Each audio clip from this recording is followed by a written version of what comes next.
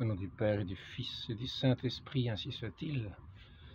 Donc, pour en venir à la prudence, Saint Vincent de Paul nous dit qu'il s'agit là de ne pas nous fonder sur les maximes du monde, mais sur celles de notre Seigneur. La prudence est sœur de simplicité. Elle considère son Dieu. Elle parle selon la vérité et non pas selon la duplicité. Néanmoins, la prudence parle aussi de manière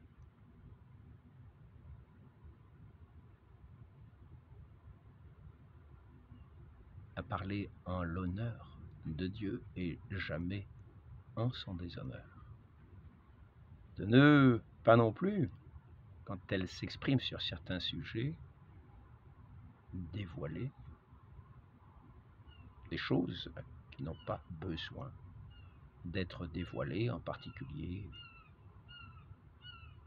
sur des défauts de certaines personnes qu'on aurait considérées.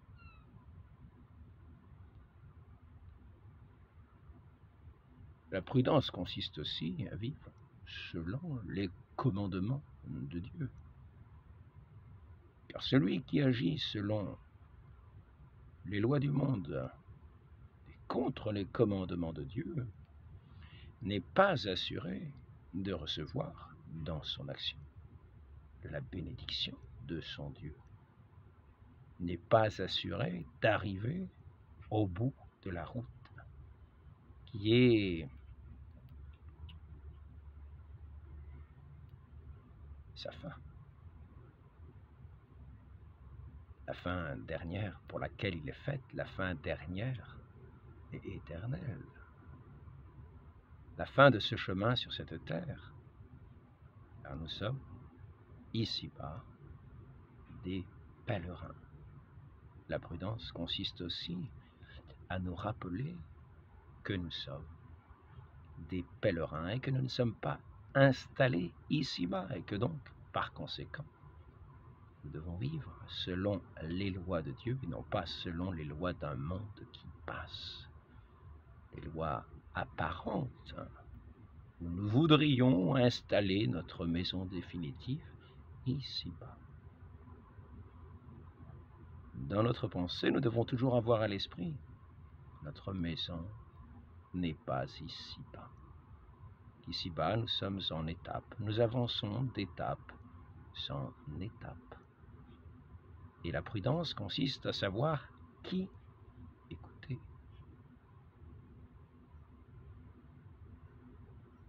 Et l'imprudence consiste à prêter son oreille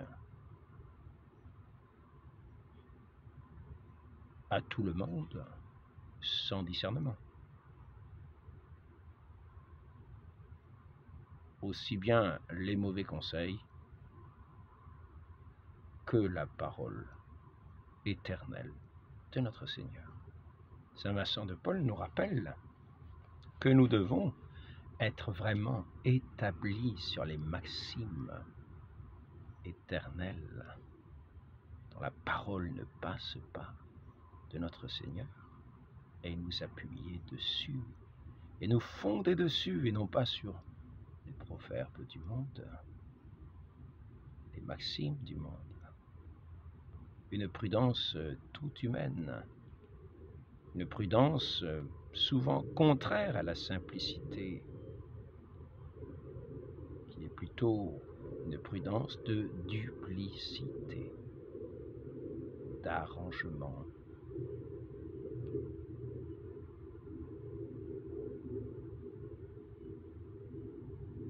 De manœuvre, peut-être de manipulation pour arriver à des fins qui ne sont pas les fins dernières et nobles que que tout homme devrait porter dans son cœur. Je voudrais maintenant prendre comme exemple de simplicité et de prudence des personnes que l'on fête chaque année.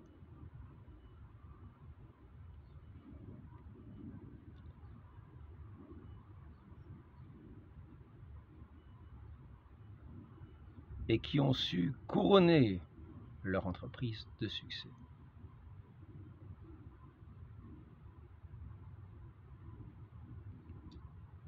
Par la grâce divine, par leur simplicité et leur prudence. On peut dire que dans l'Évangile, avant l'heure, ils étaient à l'école de notre Maître. Et c'est pour cette raison, je crois, qu'on parle d'eux. Ils n'étaient pas d'Israël. Ils venaient de divers pays et ils avaient en eux cette attente de l'humanité qui porte en elle, souvent oublié, ce désir de son Dieu qui est la plénitude de son cœur et de son âme et de sa vie. Ainsi ces mages étaient dans cette attente,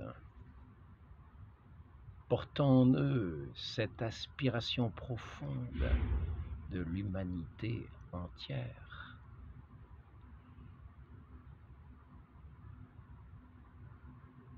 Et ils guettaient les signes de la providence pour y correspondre. Et c'est là un acte de simplicité. À savoir que nous devons répondre aux aspirations, aux inspirations que Dieu nous donne pour les mettre en œuvre et pour agir toujours selon sa grâce. Celui qui n'agit pas selon les inspirations de Dieu n'agira pas non plus selon la simplicité de son cœur, mais selon les volontés humaines. Ainsi, quand les mages, car c'est d'eux qu'il s'agit, ont vu cette étoile, ce n'était pas l'étoile de leur raison, c'était cette étoile à la fois que cette inspiration leur a fait comprendre ce qu'était cet astre dans le ciel. Il leur a fait comprendre que cet astre correspondait à cette prophétie de Balaam, cette étoile de Jacob, qui allait les conduire auprès du roi des Juifs, qu'ils allaient pour adorer. Parce qu'ils savaient, de par cette inspiration, qu'en lui était l'accomplissement de toutes leurs aspirations, de tout ce que l'humanité porte en elle. Et ils allaient avec ces présents à travers le désert, ayant quitté leur patrie, et ne sachant même où cette étoile les conduisait. Ils portaient avec eux ces offrandes de ces aspirations véritables de l'humanité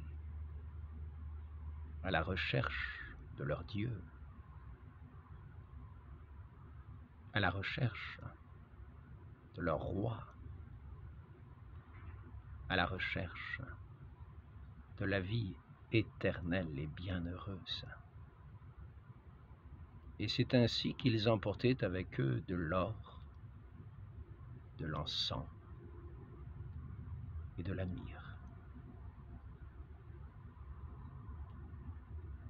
L'or de la charité, de cet amour auquel nous aspirons et souvent duquel, par le péché, nous sommes privés. Nous étant détournés de ce chemin si simple de l'amour, par imprudence, attirés par les objets du dehors, nous avons quitté le chemin de la sainteté et de la charité, où Dieu se communiquait au-dedans de nous dans sa plénitude. Par imprudence. Nous avons vu dans l'entretien précédent, il nous fallait en premier rechercher le royaume de Dieu. Et c'est ce que font. C'est ce que font ces mages.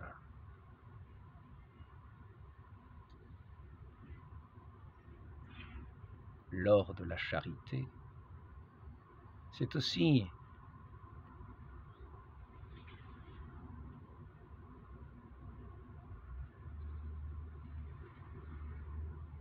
ce règne de l'amour de Dieu qui trouve son accomplissement en son chef, notre Seigneur Jésus-Christ. Ainsi, sur ce chemin,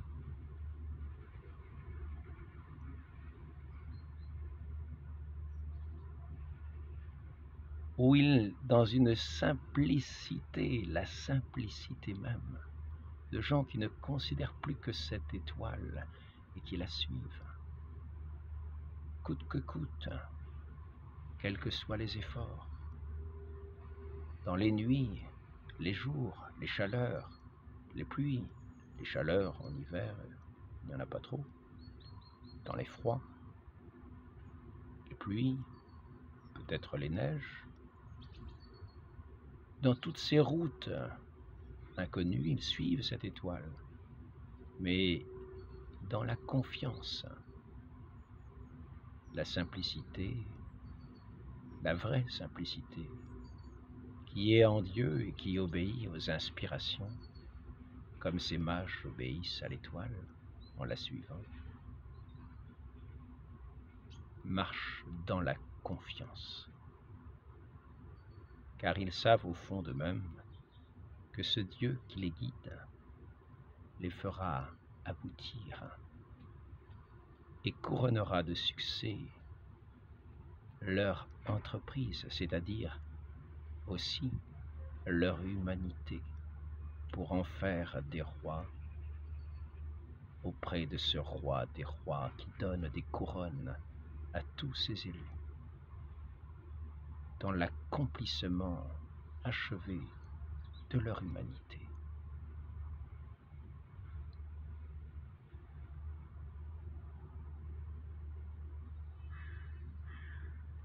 Ainsi ces rois, peut-être dans un monde bruyant, dans un monde agité, bien que je parle de désert, avancent comme dans un désert, en suivant cette étoile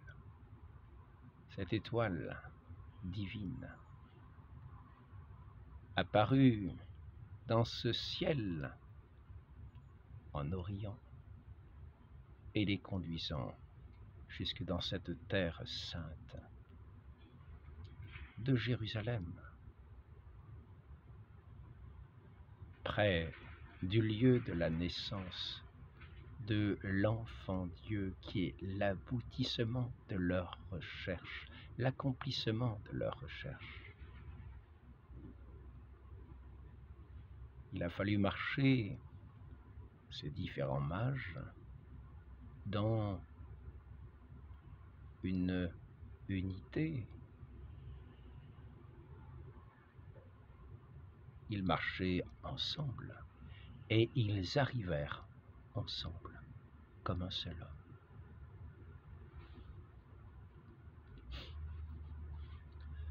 On peut maintenant considérer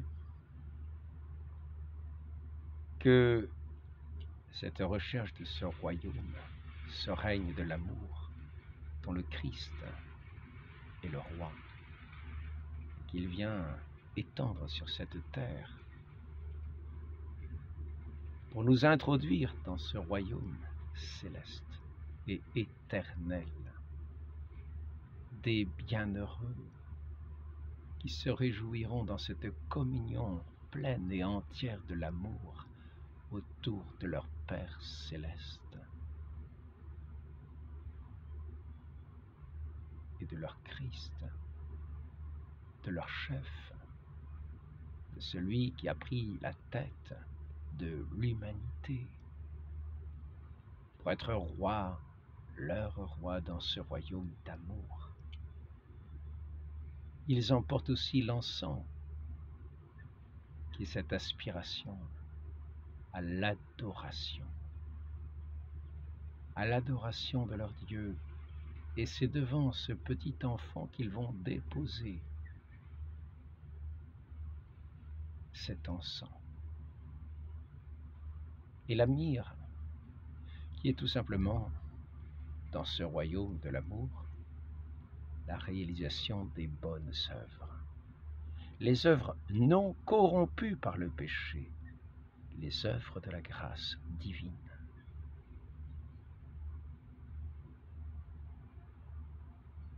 En vue de ces fins dernières et éternelles et incorruptibles que symbolise la myrrhe, dont on embaumait les morts pour éviter les corps de se corrompre.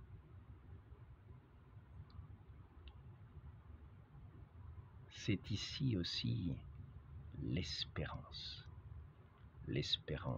du ciel éternel. Ainsi, ces rois mages marchaient dans la simplicité, derrière cette étoile, ayant quitté de leur cœur leur patrie, leur famille, tous leurs biens. Dans cette marche sur cette terre, selon la providence de Dieu, selon les rencontres, comme ils ont fait à Jérusalem.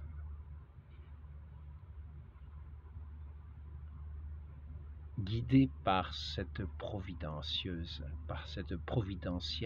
étoile que Dieu leur avait fait voir, lui qui leur avait donné cette inspiration de la regarder et de la suivre, et de comprendre qu'en la suivant, ils arriveraient à l'accomplissement de leur vie, et que la route qu'ils prendraient pour ce retour ne serait pas la même que celle qu'ils avaient eue à l'aller.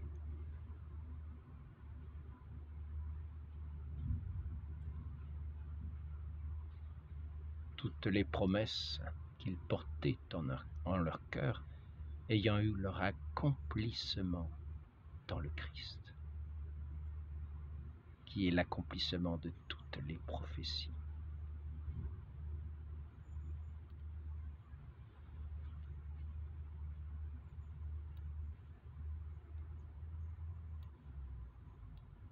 Donc, les mages arrivent à Jérusalem, et c'est ici qu'il faut encore de la prudence.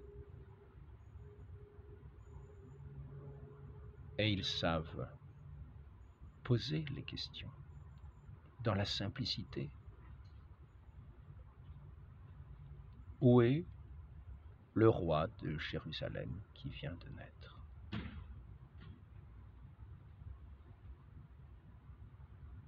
La question est simple.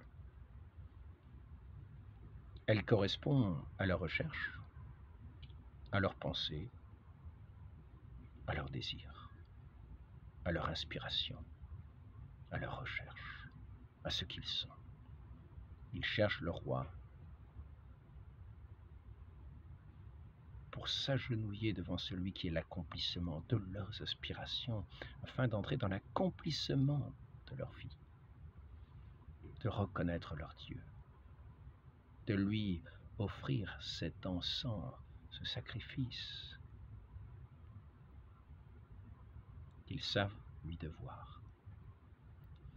Et donc, il s'adresse aux sages d'Israël, à ceux qui connaissent les Écritures. Étant guidés par les Écritures, ils n'ont plus vu l'étoile.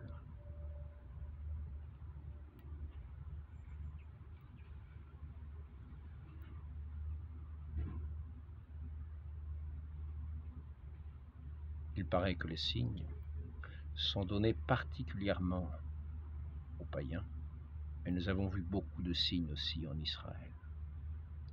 Et ainsi, les sages d'Israël sont guidés par l'Écriture. Et pour entrer dans cette prudence que nous demande le Christ, il était très prudent, effectivement, de se renseigner auprès de ceux qui connaissaient les prophéties d'Israël, pour savoir continuer leur route jusqu'auprès de ce roi qu'ils recherchaient du fond de leur cœur. Ainsi, quand on contemple, quand on regarde la vie de ces mages, on peut se dire qu'ils sont une école de simplicité. Dans la façon dont ils ont suivi cette étoile à la recherche de celui qui est tout bien pour eux. Et ils se sont mis en route. Et il nous indique aussi que si nous voulons parvenir à la fin que nous souhaitons, il est prudent d'en prendre les moyens.